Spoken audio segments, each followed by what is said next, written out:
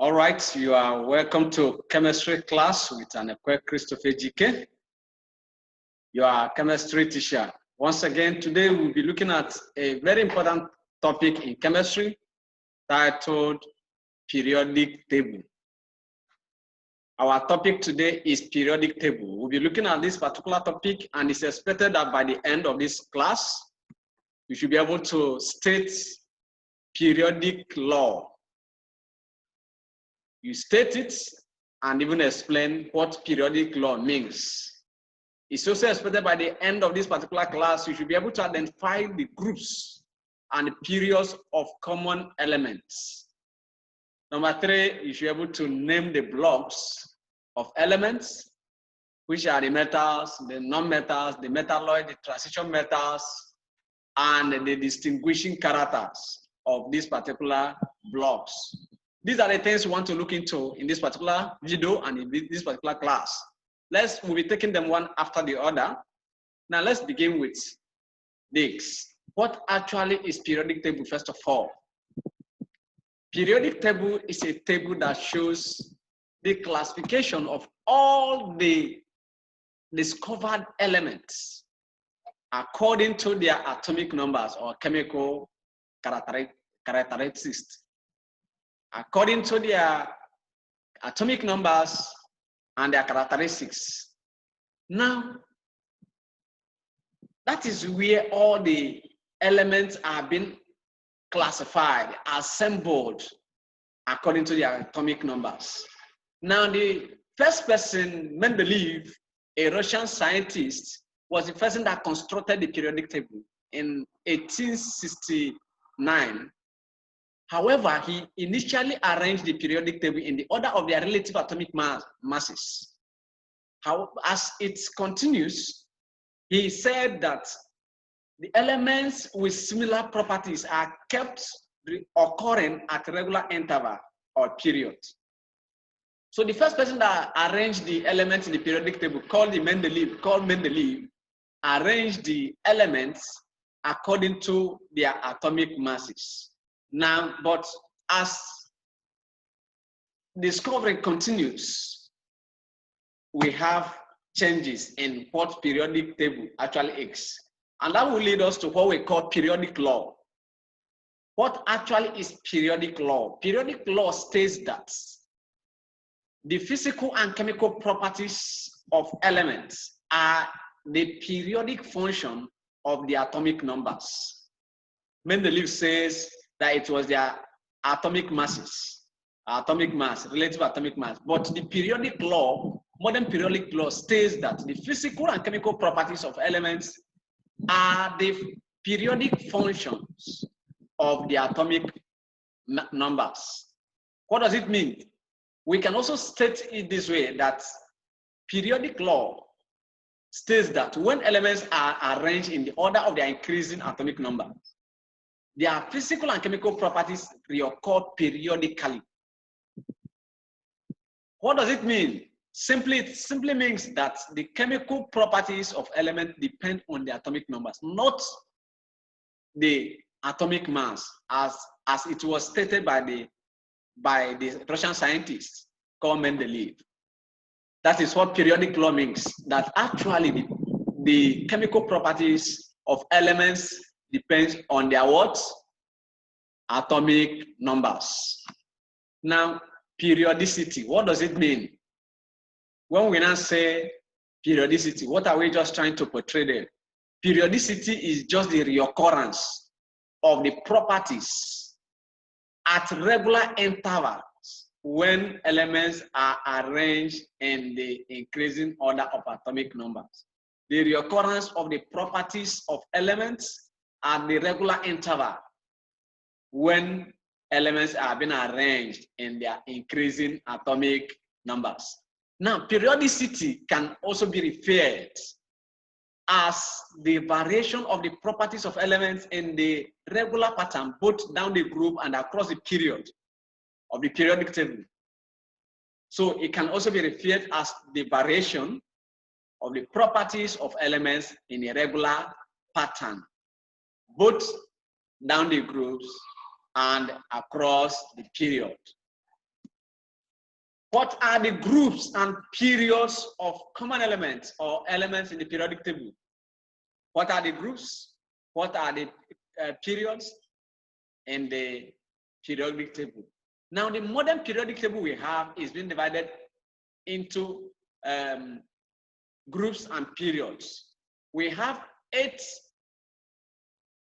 vertical columns.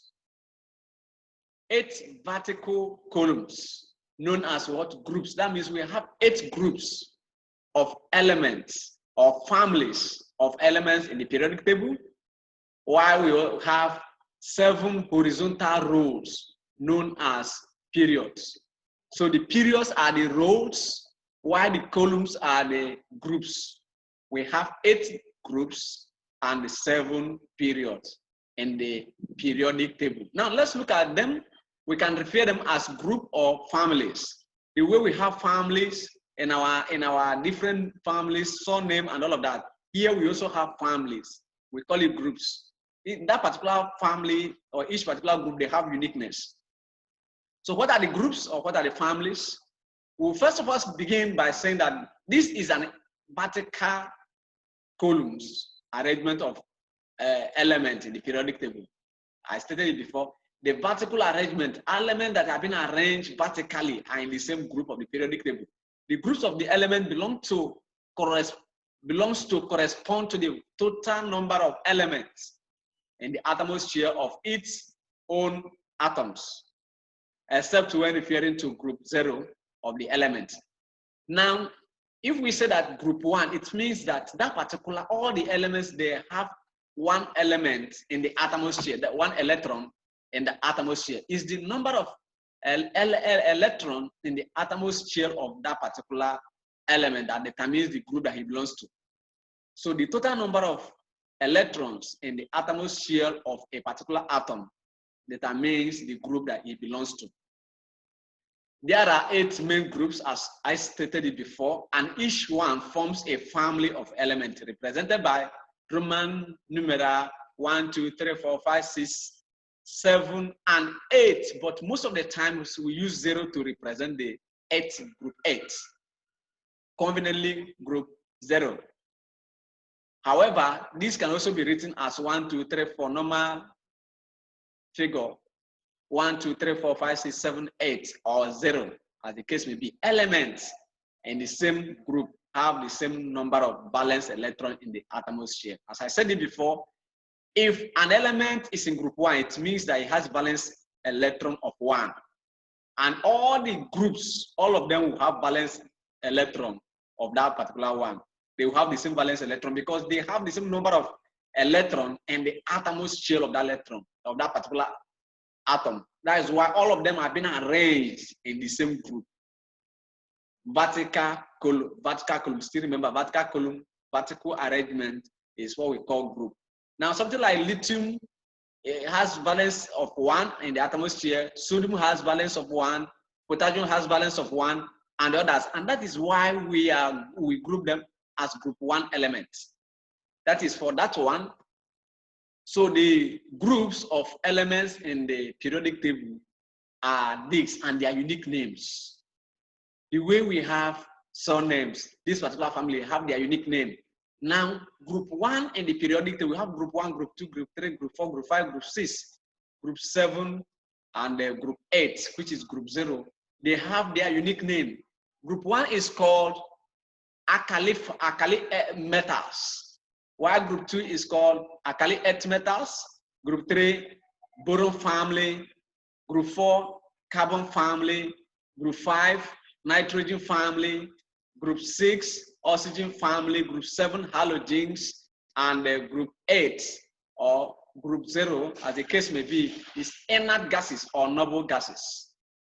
We can also call them rare gases. Now, among these, they are just a unique name. There's no particular element that has any of these names, but it tells you the element, the particular unique family that it belongs to.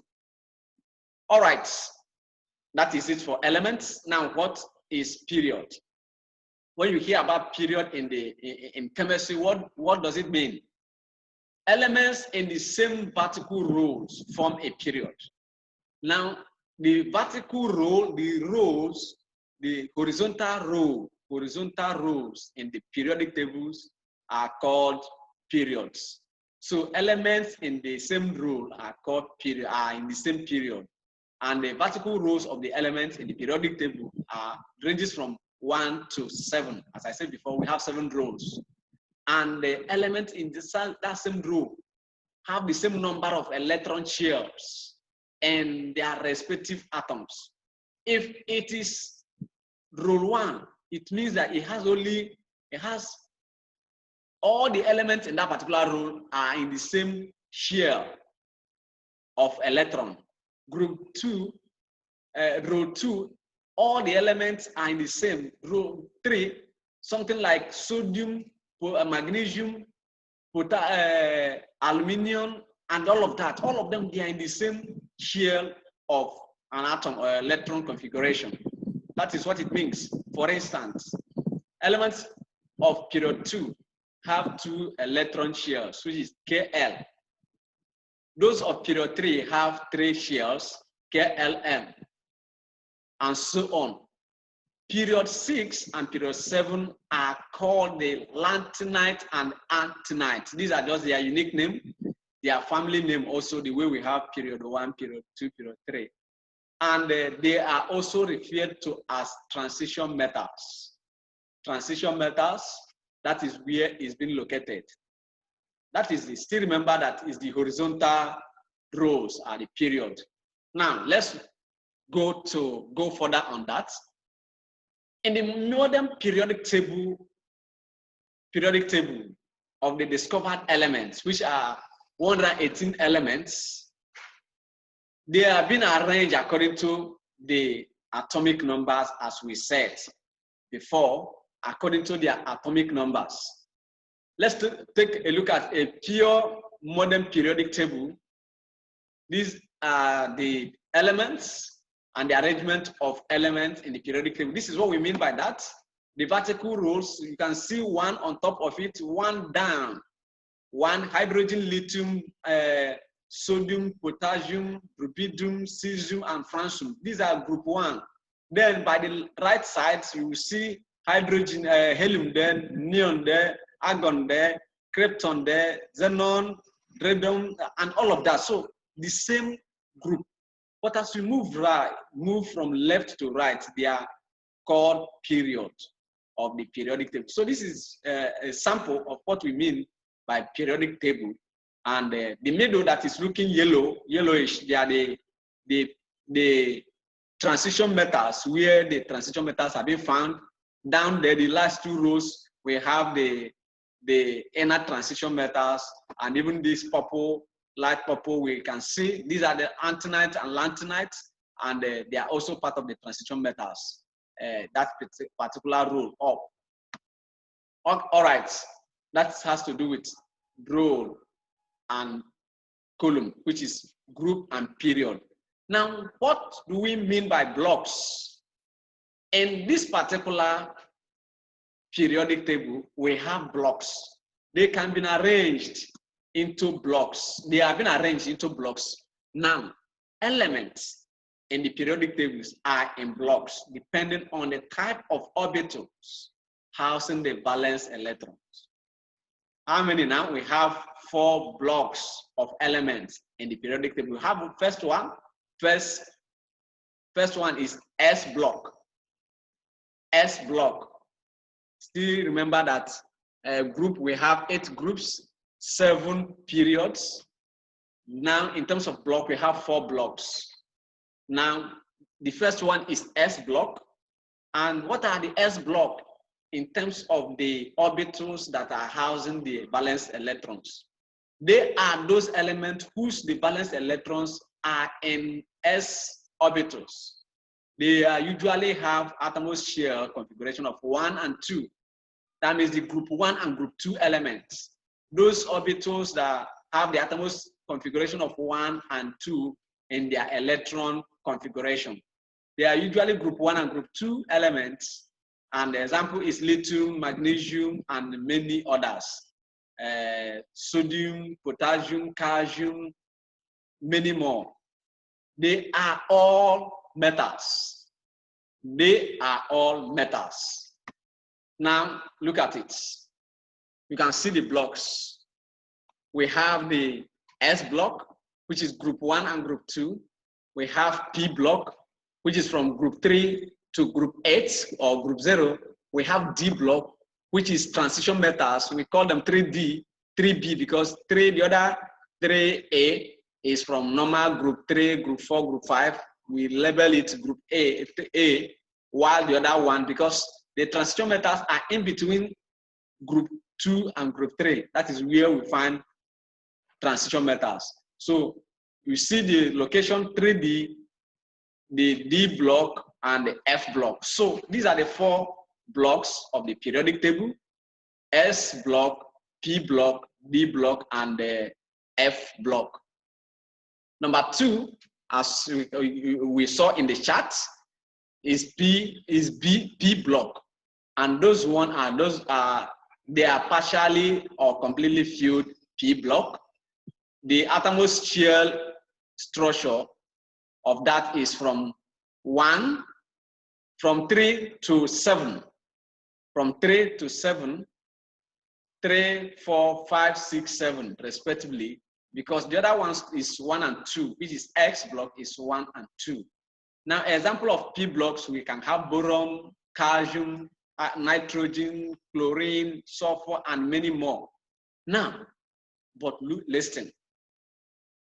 S and P blocks elements are called representative elements because we use them to represent the electronic configuration of elements mostly. So we call S and P block element representative elements. Okay, the third one is what? D block, which are the transition elements, or you can call them transition metals. They are elements whose outermost elements are in the D orbital. They are called transition elements or transition metals, as the case may be. They all lie between group 2 and group 3 of the periodic table. I talked about all these things before. From scandium to zinc. Scandium is 31 to zinc 21. Scandium is 21. Then zinc is 30. So between that range is where you can find the D block of the periodic table. And the 3 and the 4th energy levels are partially filled. They are all metals. That's why I said they could be called transition metals or transition elements, as the case may be. Now, the last one is F block. And these are the elements that are being found that have the outermost shell electrons in the f orbitals. In the f orbitals, they are called rare earth metals, but are usually called the antinite and the lanthanites. They lie between the group 6 and the group 7 of the periodic table. And because of this, they have referred to be as an inner transition element. They are inner transition elements. Inner transition elements. That is it. These are the 4 blocks of the periodic table. Still remember, we have S block, P block, D block, and the F block. All right, what are the physical properties, physical states of the elements in the periodic table? The physical state, we know that we have 3 states of matter: gas, liquid, gas, and solid, or solid, liquid, and gases. What are the physical states? All of them exist. We have elements that are gases. We have elements that are liquid. We have elements that are solid in the same periodic table. Now, hydrogen, oxygen, nitrogen, chlorine, fluorine, and neon, helium, argon, krypton, xenon, and radon, many others are gases. But basically, nitrogen 1, hydrogen 2, oxygen 3, chlorine 4, fluorine 5, neon 6, helium 7, argon 8, krypton 9, xenon 10, and radon 11. These are the 11 gaseous elements that are gases in the periodic table. We have only 2 liquids, mercury and bromine. Others are solid. Others exist as solid element in ordinary room temperature. Others exist as that, and elements can also be classified in the periodic table as what? In three categories: as metals, non-metals, and metalloids. Boundary between the metals and non-metals are where metalloids are being found. Periodic table shows a diagonal division of metals into non-metals, metals, non-metals, and metalloids. I said it, the diagonal line, zigzag line, is the demarcation between metals and non-metals, and in between there is where the metalloids are being located. So even the periodic table that is being arranged into groups and columns, even it was well arranged in a way that metals are being located in one side, non-metals are being located in the other side. Then metalloids are in between the two. It's a powerful arrangement that was meticulously done by the earlier scientists. All right, what are the metals? Metals are those elements whose atom ionize by electron loss. They give out electron. They give out electrons. And because of that, they are mostly found in group 1 and group 2, even group 3 of the periodic table, which are on the left side of the periodic table. Group 1, group 2, group 3, these are where they are being mostly found. However, transition elements are also, of course, transition metals that are in between group 2 and group 3 of the periodic table. So from group 3 backward, we can get metals there. So what are the unique properties or characteristics of metals? Number 1, they have high boiling point and melting point. Number 2, they have shining character. They are malleable, meaning that they can be hammered into shapes. They are ductile, meaning they can be drawn into wire. They are sonorous, means that they can give note when hit. When you hit it, it can give note. Then number 6, they are good conductors of heat and electricity. These are the unique properties of metals. These are the unique characteristics of metals. And non-metals are just opposite of what metals are.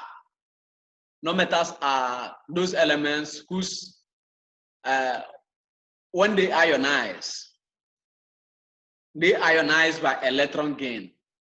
Metals ionize by electron loss, but non-metals ionize by electron gain. They will gain electron, and they are mostly found between group 4, down 4, 5, 6, group 5, 6, 7, and 8, which lies between on the right side of the periodic table.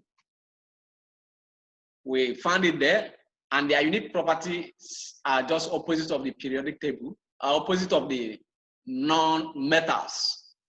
Non-metals are just opposite of metals in their characteristics, in their exhibition.